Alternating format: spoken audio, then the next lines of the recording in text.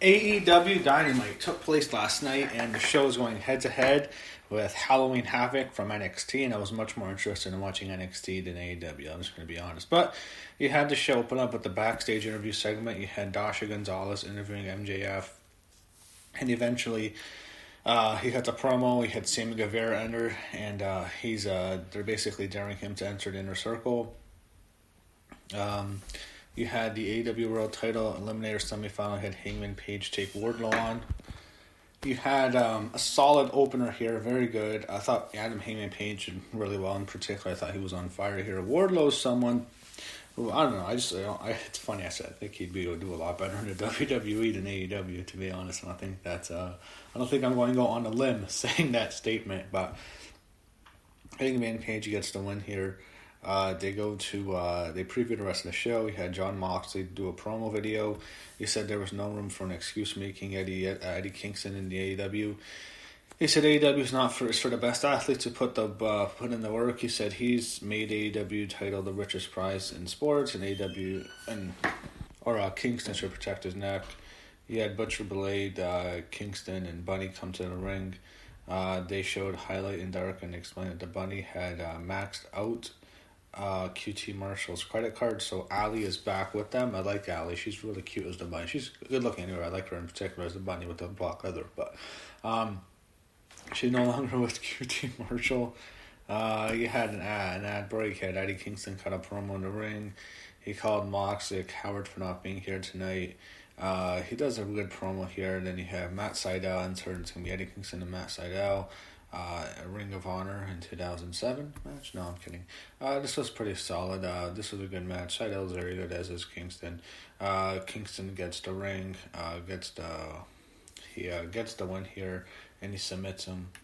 He had a backstage interview with the Young Bucks and FTR. I thought this was alright. This was, an okay interview. I thought, I don't know, there's something about this promo that it gets me to the point where I kind of want to see this major feud with these two teams, but it never worked out for whatever reason. I guess the timing was off, and I don't know, I'm just not feeling it. I'm just not that into it right now, but maybe I will be once they build up the lead up to the match, once they actually have the match. But this was a solid matchup. Matt says if they lose at Full Gear, they'll never challenge for the AEW World Tag Titles again. So it's the same thing as the Cody stipulation. It almost feels as if Cody, the Young Bucks, and Kenny Omega are just, they don't want to be perceived as guys who are using their power in the company to advance their careers. That's why I get that's really the vibe I'm getting from them. I don't think they should actually have the attitude, because at the same time, the company could really use their performances, because they're all very good. They're very good in the ring. I think they're all stars. I don't think it's a good idea to do that. But I think they're going to lose to FTR. I think FTR wins at Full Gear. You had the Inner Circle do a town hall. You had Dasha Gonzalez and Tony Schiavone as moderators. Inner Circle enters first. Hager's not there. He's training for his MMA fight. MJF enters. Luchasaurus, this goes on for a while. Asked the first question. He asked MJF how he could keep the earnings potentially strong. He had Reba and Britt Baker there. Reba fawned over Jericho, and then Baker asked Jericho how about MJF's poor track record when it comes to friendships. They had MJF said that they all got into this business for money and championships. Bischoff enters. He asks MJF what he could do for Inner Circle and what the Inner Circle could do for him. I thought this was average. Jericho told MJF to answer the question, and they're basically setting up. Jericho said he's going to give MJF a shot to beat him at Full Gear. If MJF wins, he's in. So they had Ortiz grab the mic. He says he and Sammy are out on MJF, and even if he wins, he'll never be with them. He said Santana is somewhere in the middle, so I guess that's it. They're going to destroy the Inner Circle, I guess, if MJF wins. Orange Cassidy entered with the Best Friends. Then he had the Lumberjack TNT match for the title. He had Cody against Orange Cassidy. A solid match, solid performance by Cody. I think he's still been very good. I think he's been the MVP of AEW still so far. A solid matchup with Orange Cassidy. Cody gets the win here. I thought this was good and a good matchup here. He wins it.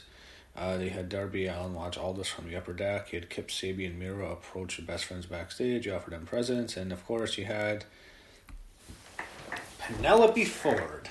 Love Penelope Ford. How could you not love Penelope Ford? She's dressed as Orange Cassidy for Halloween, which was hilarious. That was actually really funny. All of this is a ruse, and Miro and Sabian attacked the best friends.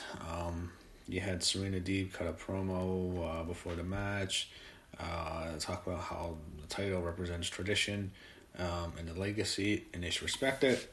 You had the NWA title, Serena Deeb faces Layla Hirsch.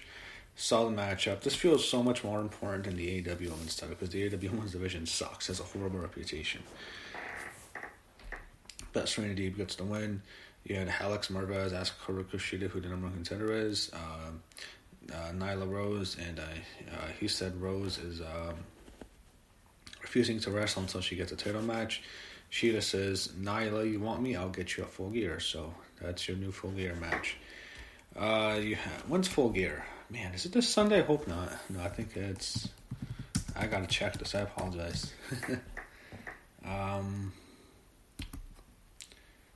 November 7th.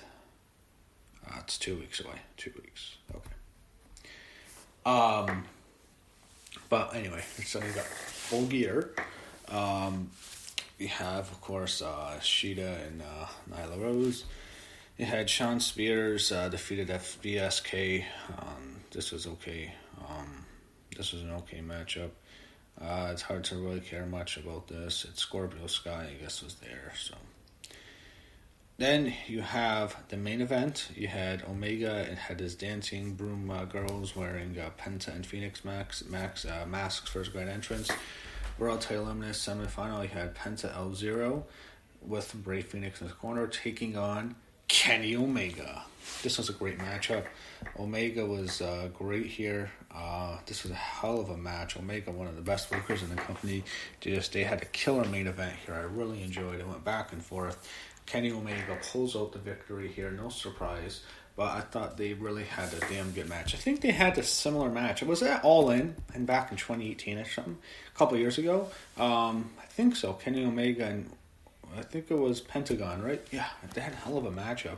It was very good. They had a damn good matchup here. Omega is just awesome. Penta did well. Omega, of course, gets the win. And he hits the one New England Angel, and he advances to the tournament final at Full Gear, and he'll be the number one contender. So, Omega with the victory. Overall, I thought the show was solid, but I had to admit, I think they had too much tough competition. I enjoyed Halloween Havoc a lot more, but I did think AEW had a very good show last night.